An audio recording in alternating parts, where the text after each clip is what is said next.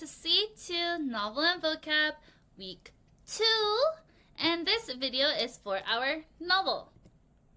For this video, we'll be going over difficult phrases from the novel, and this is to help you with your cultural fluency. By becoming familiarized with different slang and colloquialisms, students will be able to relate to the novel and incorporate these phrases to convey their ideas more precisely. And today we'll be going over The Secret School, and we'll more in-depthly look at chapters 5 through 8. So please go ahead and get your novel book, and let's get started. For the first one, we're going to go to page 39. 39, and we're just going to start from the very top. You ready? It says, when Herbert approached, he held up the switch. Miss Fletcher, taken aback, asked, "What's that for?" Herbert grinned. "Don't you want to give me one more licking for good luck?" Miss Fletcher laughed and hugged him hard. "Herbert Bexler, you are not a bad boy. You're not." So, here, what does it mean, one more licking for good luck? Again, we already learned what the Aspen switch was from our video last week. And if you haven't watched that, please go ahead and watch week 1 first. But here, what does it mean, one more licking for good luck? Since we know what the Aspen switch is for discipline and for hitting, what do you think this means? One more licking for good luck. In this context, licking, not licking like licks your ice cream. Licking means spanking or beating. So Herbert here is jokingly asking if Miss Fletcher wants to hit him one last time before going to a different school. Or not different school, going to take care of Miss Fletcher's mom. The term licking has been used for more than a very long time to mean physical punishment, usually what we call spanking. This idea of doing something for good luck is a common way to add humor or irony to the situation. So this phrase here is put into this context or in this chapter for humor. It's just to lighten up the mood. Because a lot of people here in this part of the story, they're sad that Miss Fletcher is leaving, but Herbert's just trying to make it a little bit lighthearted and fun. Also because giving someone one more licking isn't a very good thing, right? You don't want to be spanked again. So for example, we can be like, say that your dog stole your steak dinner, and you'll be like, "I think it's time for another licking for that dog." Why did my voice turn all country and weird like that? I think it's because, again, this phrase licking is not really used anymore, and it's an old term from, again, long time ago. As I'll say again, the setting of the story is more than 100 years ago, or around 100 years ago. So licking, it means one more spanking, hitting. Next one, everyone go to page 41. At the top of 41, this is when Ida's trying to, go into the school again after it's been locked. It says, at the very top, "I've already thought of that," Ida announced. "Follow me." The children trooped after her until she stopped by a window on the west wall. "Tom, Herbert," she said, "you need to give me a hoist," which that sentence we talked about in our vocab. It says, the two boys made a stirrup of their hands, and Ida stepped into it. Rising up, she slid open the window and head first squirmed inside. What is a stirrup here? So we already know that a hoist means to give her a little oomph and to raise her up. But what is a stirrup? A stirrup is a device used to help someone mount a horse or to get on a horse. Typically a loop or a rein that holds the rider's foot in there. And here the boys are making a stirrup with their hands to help Ida climb up. So as you can see here at the bottom, the one on the left with the big square is not really a stirrup. That's kind of just helping someone get up. You can step on it. However, the picture on the right, Maybe the boys are putting their hands and interlocking them like that to help her put her foot there, and then they'll raise their arms to help Ida go up. Here, stirrups have been used for centuries in horseback riding, so they provide support when you're getting up on the horse. So the boys here with their hands are creating something similar to help Ida get up. Very easy there. Just wanted to explain a little bit more about what a stirrup was and how they were making it, because some people are like, how do you make a stirrup? But in this picture here, they're putting their hands like this, and Ida's foot will go on top, and they would just go oof and help her up and give her a hoist. Page 45. Page 45. Let's start from the very top, because I think we need a little bit more history here. I knew women got the vote, Mr. Bitson said with a slight smile, but that goes for kids too. We did vote, Felix said proudly. Me too. Ida looked across at her father. Is that okay with you? The school board, with Mr. Jordan, gave permission. Ida stole another look at her mother. This time, Mrs. Bitson gave no response. Pa, Ida pleaded.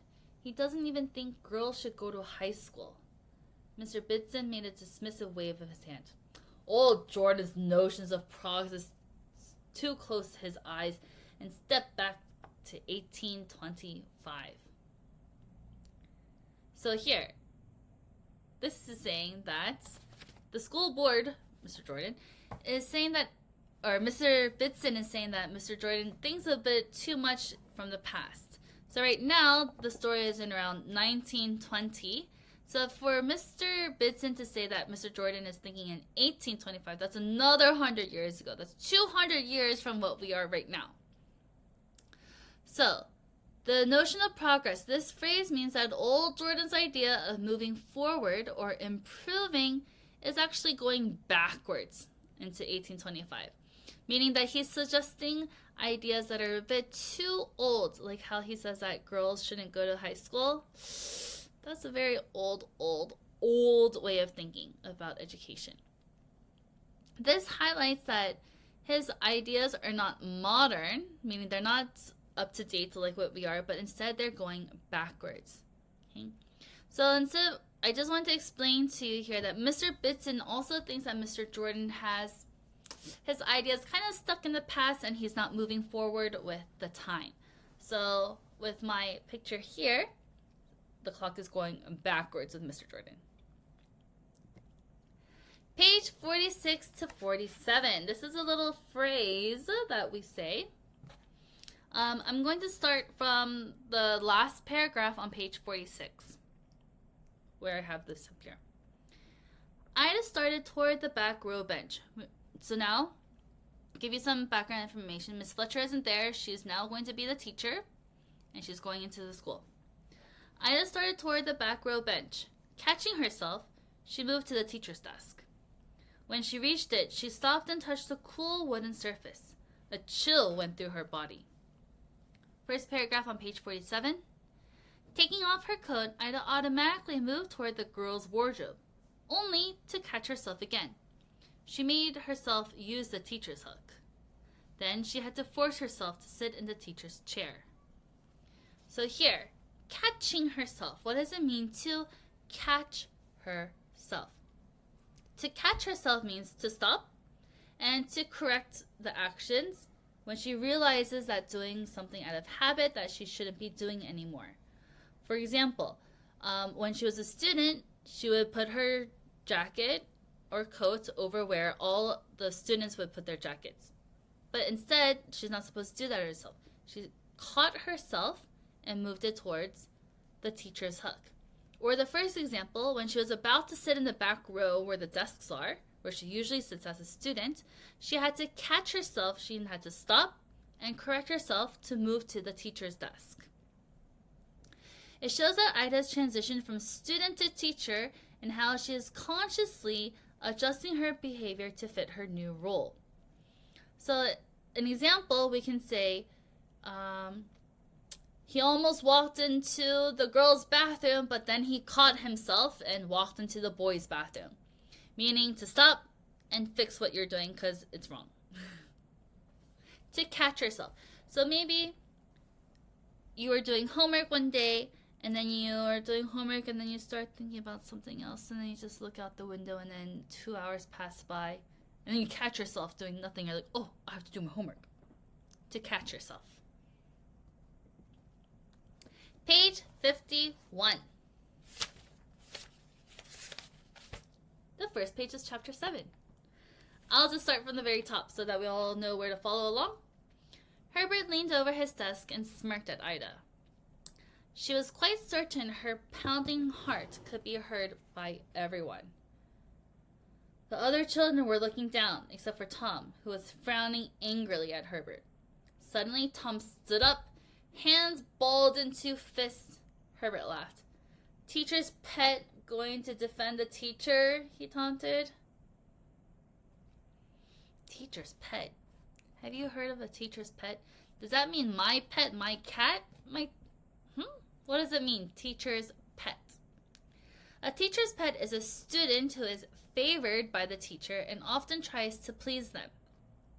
This term can sometimes be used teasingly or negatively.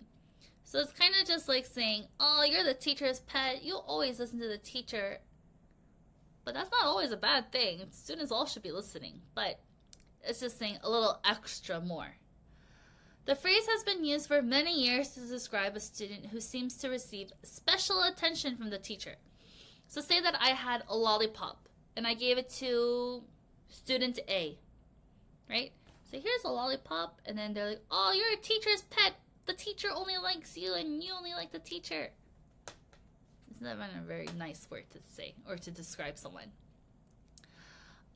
It implies favoritism and suggests that the student is trying to gain approval or favor or likeness from the teacher. So here they're saying that, or Herbert was taunting Tom, saying that Tom is a teacher's pet because, they're best friends, saying that they always defend each other. Not very nice, Herbert. So let's see how Herbert gets then in trouble. Let's go to page 54. I liked this part. Ooh, Miss Ida, she was very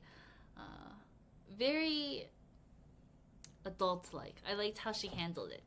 So instead of getting the Aspen switch and, hitting Herbert, she decided that she was going to get in charge in a different way. And then it says at the very top, Herbert sat up. Hey, Ida, I was only fooling. What's my name?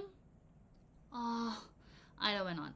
All in favor for expelling Herbert Bixler from the school. If he ever interferes again, raise your hands. She lifted her own hand. The other hands shut up. Majority rules, she announced, turning back to the boy. You either do as I tell you, or you're expelled. Herbert's face turned red. Hey, Miss Bitson, I was just joshing, he mumbled. Just joshing? What does just joshing mean? Just joshing means joking or kidding around. And Herbert is saying that he didn't mean to be all, serious when he wasn't listening to Ida. The term joshing comes from the name Josh, used in the 19th century to mean teasing or making fun of in a playful way. It's just another lighthearted way or another way a long time ago when they would say just joking. So you can be like, hey, don't get all upset. I was just joshing. I'm just joshing around. Meaning, I'm just joking. So, now that Ida was being all misteachery and trying to say, we're going to expel you if you don't listen to me. And then he's like, oh, I was just joshing. I'm just joking. I'm just kidding. But now he is going to listen to her. Good. Just joshing. Maybe this is an easy term where you guys can use it later with your friends. Page 56. Let's start from the very top. This is the start of chapter 8, and it says, after recess, schoolwork resumed. Mary and Felix did more reading. Then Ida asked that they work on math. with help from Tom. Meanwhile, she worked with Charlie on his parsing exercises. What are parsing exercises? Parsing exercises involved analyzing sentences to understand their structure of grammar. Meaning, kind of like what we do when we think about what is the subject of the sentence, what is the verb of the sentence, what is the object of the sentence. So, it's kind of like her grammar class. They're working on grammar exercises here. The word parse comes from the Latin word pars, P-A-R-S, meaning part. It's used in grammar to mean break down a sentence into different parts to understand their roles. Again, with nouns, adjectives, verbs, adverbs. It's a fundamental part of learning a language and grammar, helping students understand how sentences are constructed. So here you may be doing parsing exercises in your grammar classes at MI. So what is the subject? What is the verb? What is the adjective? And even with our vocabulary videos that we've been doing, we also look at different parts of speech there too. So parsing exercises is another way of saying grammar exercises. Page 64. And I believe this is the last one. Page 64. This is after when Tom was showing his cool apparatus and all this time went by. And in the middle, it says, then it was time for afternoon recess. Ida had to almost shoo the younger kids out. Only she and Tom remained in the room. What does it mean to shoo students out? You might have just understood when I just used my hand. Shoo. Shoo means to urge or to force someone to leave or go away. They often use a gentle wave of their hand. They're like, come on, let's go. Kind of like our vocabulary word from week 2 when someone is being dismissive, but this shoo here is a bit nicer term here. So, the term comes from the word shoo, or the sound shoo, which is often used to scare away birds or animals. It's a soft command to go away. So when you see a bird or you see an animal coming, like, shh, shh, shh, shh, shh, shh. So they use that sounds word, that onomatopoeia, to mean something, to shoo, to make them go away.